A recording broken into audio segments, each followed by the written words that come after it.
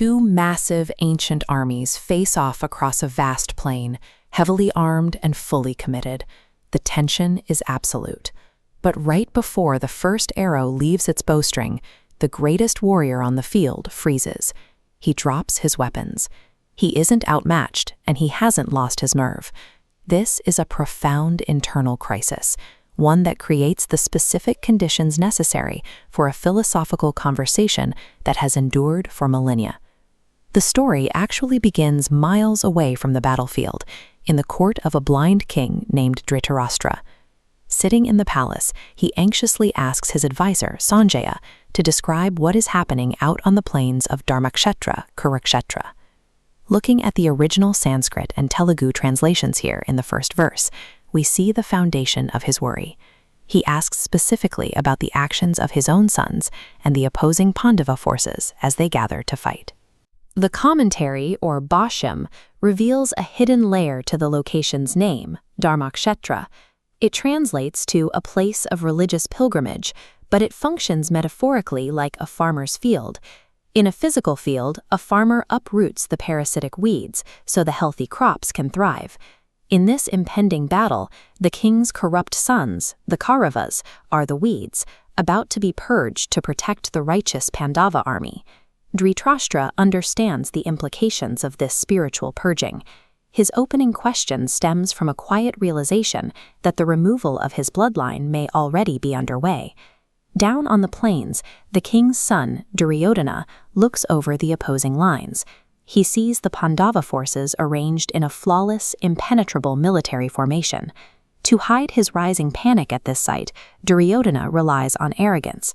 He approaches his military instructor, Drona, adopting the tone of a seasoned diplomat to mask how deeply outmaneuvered he actually feels. We can see this calculation here in the second shloka. Duryodhana begins rattling off the names of all the powerful enemy commanders. It is a frantic, defensive inventory disguised as a confident strategic briefing. His army is actually larger than the enemy's, but because his leadership is rooted entirely in insecurity, the Kaurava forces are psychologically defeated before a single sword is drawn. Seeing Duryodhana's thinly veiled terror, the Kaurava patriarch, grandfather Bhishma, tries to manufacture some morale. He blows his war conch shell with a massive, roaring sound, trying to project strength across the valley. The response is immediate.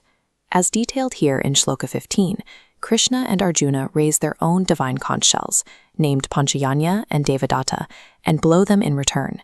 The resonance shakes the earth and strikes directly at the resolve of the Kaurava army, leaving their hearts shattered. The Bhashyam explains the mechanics behind this collapse. The Kauravas crumble because they have no true spiritual anchor. The Pandavas stand firm because the goddess of fortune naturally resides wherever Krishna is present. Unjust forces rely on loud noise to hide their doubt. True confidence is silent until challenged, at which point its response is overwhelming. The chaotic noise of the conscious fades. Arjuna lifts his bow, but before giving the final order, he makes one specific request to his charioteer, Krishna. Looking at verses 21 and 22, Arjuna says, Senyor Ubayor Madhye Ratham Stapaya Mayachuta, directing Krishna to drive his chariot directly into the empty space between the two massive armies, so he can observe who has come to fight. Krishna complies, but he makes a very deliberate choice. He parks the chariot exactly where Arjuna will be staring directly into the faces of his beloved grandfather Bhishma and his revered teacher Drona. This exact positioning forces an immediate reckoning. Before Arjuna can execute a righteous war, he has to face the reality of who he is about to destroy. Arjuna scans the horizon and recognizes the faces of his grandfathers, beloved teachers, and brothers standing in the opposing ranks. Shloka 28 records his immediate physiological reaction to this. The text notes that his limbs begin to tremble and his mouth completely dries up as the gravity of the slaughter hits him. Generations of readers have mistaken this moment for fear. Arjuna has fought gods and demons without flinching. He is not afraid of dying in combat. His bow slips from his hand because he is overwhelmed by pure, unfiltered compassion. He is a righteous man, realizing that his victory requires the destruction of his own kin. This moment of collapse was a necessary prerequisite. By reaching his breaking point, Arjuna is finally ready to hear the guidance Krishna is about to offer. Subscribe to join us for Chapter 2, where the response begins.